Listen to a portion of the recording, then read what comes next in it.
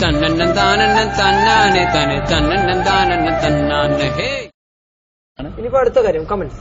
സന്തോഷ് പണ്ഡിറ്റിന് ഭ്രാന്താണ്, അല്ലെങ്കിൽ സന്തോഷ് പണ്ഡിറ്റ് ഒരു വട്ടനാണ് എന്ന് പലരും കമന്റുകളിലൂടെ വിമർശിച്ചിട്ടുണ്ട്. അത് മാത്രമല്ല, കമന്റുകൾ നമുക്ക് ശ്രദ്ധിച്ചാൽ ഭൂരിഭാഗവും അല്ലെങ്കിൽ 90% നെഗറ്റീവ് കമന്റ്സ് ആണ്. ഇയാൾ എന്തിനാണ് ഈ പണിക്ക് വന്നിരിക്കുന്നത്, ഇയാൾക്ക് വേറെ വല്ല പണി ചെയ്താൽ പോരെ, അങ്ങനെയുള്ള കമന്റ്സ് ആണ്. അപ്പൊ ഇത്തരം കമന്റുകൾ വരുമ്പോൾ സ്വാഭാവികമായിട്ടും ഏതൊരു മനുഷ്യനും ആത്മവിശ്വാസം തകരും. എങ്ങനെയാണ് ഈ കമന്റുകളോട് പ്രതികരിച്ചത്? എന്റെ കേസിൽ എനിക്ക് അങ്ങനത്തെ പ്രശ്നമില്ല. ഞാൻ എപ്പോഴും അതിന്റെ ഹിറ്റ് റേറ്റ്സ് ആണ് നോക്കുന്നത്. പിന്നെ ഭ്രാന്തിന്റെ കാര്യം പറയുകയാണെങ്കിൽ എന്റെ അഭിപ്രായത്തിൽ ഇന്നത്തെ ലോകത്തൊക്കെ ജീവിക്കണമെങ്കിൽ ഏതൊരു ഭ്രാന്തൊന്നും ഇല്ലാതെ ജീവിക്കാനാവില്ല എന്നൊരു അഭിപ്രായം എനിക്കുണ്ട്. കഴിഞ്ഞ ദിവസം എനിക്കൊരു അനുഭവം, ഞാൻ റോഡിലൂടെ, ഞാൻ വളരെ ഓർഡിനറി ആയിട്ട് ജനറലാണ് യാത്ര ചെയ്യാറുള്ള, ബസ്സിലൊക്കെ നിന്ന് പോകും, അങ്ങനെയൊക്കെയാണ് എന്റെ ലൈഫ്. അപ്പൊ ഞാനൊരു ദിവസം റോഡിൽ പോകുമ്പോൾ, സൈഡിൽ കൂടെ പോകുമ്പോൾ ഒരു കാറ് പെട്ടെന്ന് എന്റെ മുന്നിൽ വന്ന് നിർത്തി. എന്നിട്ട് അതിൽ നിന്ന് ഒരു 3-4 വയസ്സുള്ള ഒരു ആൺകുട്ടി ഓടി വരുന്നു. അംഗനവാടി ടീച്ചറല്ലേ അങ്കിളല്ലേ എന്നാണ് ആ കുട്ടി ചോദിക്കുന്നത്. സന്തോഷ് പണ്ഡിറ്റല്ലേ എന്ന് ചോദിച്ചില്ല. അപ്പൊ ഞാൻ ഭയങ്കര അത്ഭുതം കേട്ടോ. കുട്ടികൾ മുഖം മാത്രമല്ല. അതെ. അപ്പോ അതിനുശേഷമാണ് ഈ കുട്ടിയുടെ അച്ഛനും അമ്മയും കാറിൽ നിന്ന് ഇറങ്ങുന്നത്. കാരണം ആ കുട്ടി നിർബന്ധിച്ച് നിർത്തിച്ച എന്നെ ദൂരെ നിന്ന് കണ്ടിട്ട്. അപ്പൊ അവര് പറഞ്ഞതെന്ന് വെച്ചാല് എന്റെ കുട്ടി അധികം ഇതാ കാണുന്നത്. പക്ഷെ നിങ്ങളെ ട്രെയിലർ അടക്കം ഞങ്ങൾ നിങ്ങളെ കൂടുതൽ പരിചിതമാണ് ഈ മോനെക്കാട്ട്. പക്ഷെ ഞങ്ങൾക്ക് തിരിച്ചറിയാനായില്ല എന്റെ മോനെയാണ് തിരിച്ചറിയാൻ. കാരണം ഞങ്ങൾ വണ്ടി പോകുന്നതിനിടയിൽ ഇങ്ങനെ ഒരാള്, അത് ഞങ്ങൾ എക്സ്പെക്ട് ചെയ്യുന്നില്ലല്ലോ, ഇങ്ങനെ ഒരു മനുഷ്യന്റെ ഒരു പെട്ടിയൊക്കെ ആയിട്ട് ഇങ്ങനെ ഇത്തിരി ഓർഡിനറി ആയിട്ട് നടക്കുന്നു. അപ്പൊ ഞാൻ പറഞ്ഞാൽ ചെറിയ കുട്ടികൾ അത്രയും ഇഷ്ടപ്പെട്ടു എന്നുള്ളതാണ്. ഇപ്പോ സന്തോഷ് പണ്ഡിറ്റിന് പ്രസിദ്ധിയേക്കാൾ കുപ്രസിദ്ധിയാണ്, അല്ലെങ്കിൽ സന്തോഷ് പണ്ഡിറ്റ് ഒരു കോമാളി കഥാപാത്രമായി മാറിയിരിക്കുന്നു. അയാളുടെ സിനിമ തിയേറ്ററിൽ വന്നാൽ ആദ്യ ഷോ കണ്ടില്ലെങ്കിൽ അടുത്ത ഷോ കാണാൻ പറ്റില്ല, അതിനു മുമ്പ് തിയേറ്ററുകാർ മാറ്റും എന്നുള്ള കുറെ വിമർശനങ്ങൾ, കളിയാക്കലുകൾ, SMS-കൾ അതൊക്കെ പോകുന്നുണ്ട്. അതിനൊക്കെ എങ്ങനെയാണ് നോക്കി കാണുന്നത്? ഞാൻ നിങ്ങളോട് നേരത്തെ പറഞ്ഞൊരു കാര്യമാണ്, ഇതിന്റെ നമ്മൾ ഇത്രയൊന്നും ഇതിലേക്ക് പോകണ്ട. ഇതിന്റെ പ്രധാനം, എന്റെ വിമർശകരുടെ പ്രധാന പ്രശ്നം ചെയ്യുന്നത്, ഞാനിപ്പോ ക്യാമറ ഒഴിച്ച് എല്ലാ കാര്യങ്ങളും ചെയ്യുന്നു. നിങ്ങൾ നോട്ട് ചെയ്യേണ്ട ഒരു പോയിന്റാണ്, ക്യാമറ ഒഴിച്ച് എല്ലാ ജോലികളും ചെയ്യുന്നു. അപ്പൊ ഞാൻ അതാണ് പലരുടെയും ഒരു മലയാളി നന്നാവുന്നു എന്നുള്ളതാണ് ഇതിന്റെ സൈക്കോളജി എന്ന് എനിക്ക് തോന്നുന്നത്. കാരണം വെച്ചാൽ മലയാളികൾ ഒരിക്കലും നന്നാവരുത്.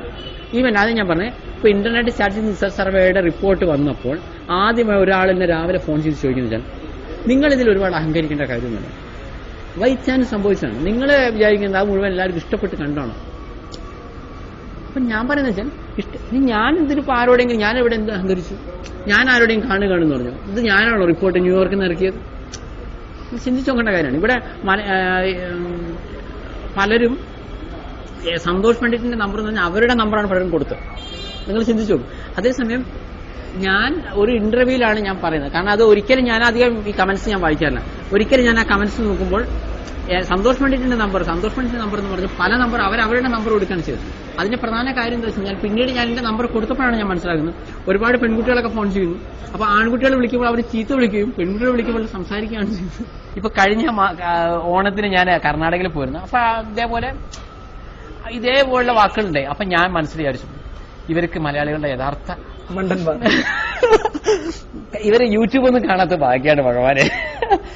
എന്നാ ഇവർ പറയുമായിരുന്നു ഇങ്ങനെയാണ്, അതായത് നമ്മൾ ഈ 100% സാക്ഷരത നേടിയ സംസ്ഥാനത്ത് ഇങ്ങനെയൊക്കെ കമന്റ്സ്, അവനവന് ഇഷ്ടം അല്ലെങ്കിൽ ഓഫ് ചെയ്താൽ പോരെ, അല്ലെങ്കിൽ അതിൽ ലൈക്ക് എഴുതാനുള്ള വകുപ്പുണ്ടല്ലോ, എന്തിനാ ഇങ്ങനെ ചെയ്യണം? ഇത്രയും നമ്മളൊരു 100% സാക്ഷരത നേടിയ സംസ്ഥാനത്താണ് ഇത്രയും മോശമായിട്ടുള്ള ലാംഗ്വേജ് വരുന്നത്.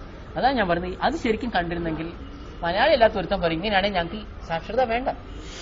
ചിന്തിച്ചു നോക്ക്, വിദ്യാഭ്യാസമാണ്. പിന്നെ ഞാൻ എന്തെങ്കിലും ചെയ്തതാണെങ്കിൽ തന്നെ എന്നെയാണ് പറയേണ്ടത്, അല്ലാണ്ട് മറ്റുള്ള ആളുകളെ അവരെ വിമർശിക്കേണ്ട യാതൊരു കാര്യമില്ല. രാത്രി ശിവരാത്രി എന്ന് പറഞ്ഞ സിനിമയിൽ ഒരു 14-15 വയസ്സുള്ള ഒരു കുട്ടിയായിട്ടാണ് വരുന്നത്.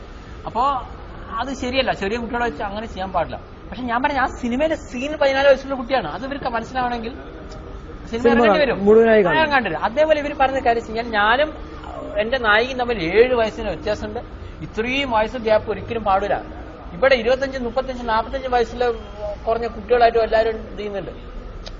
ഞാൻ ചോദിച്ചാൽ ഇങ്ങനത്തെ പോലെ നിയമങ്ങളുണ്ടോ? നമ്മൾ ഇങ്ങനെ ചെയ്യുമ്പോൾ ഇങ്ങനെ ചെയ്യാവൂ. അതേപോലെ എന്റെ നായികയൊക്കെ ഡ്രസ്സ് കുറവാണെന്ന്, ഡ്രസ്സിന്റെ വില എന്താണ് അത് നോക്കണം.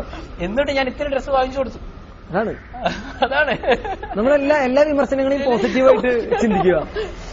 അപ്പൊ ഞാൻ പറഞ്ഞാൽ ഇതേ കാര്യം ഡ്രസ്സിന്റെ നീളം കുറഞ്ഞേ ഉള്ളൂ. ഇപ്പൊ ഡ്രസ്സ് ഇല്ലാതെ ഒരു നായിക, ഒരു പ്രധാനപ്പെട്ട നടി അഭിനയിച്ച ഇവിടക്കാർക്ക് ഒരു പ്രശ്നമില്ല. ചിന്തിക്കണം. അപ്പൊ പുതിയ ആളുകൾ വരുമ്പോൾ അവരെ തളർത്തുകയാണ് ചെയ്യുന്നത്.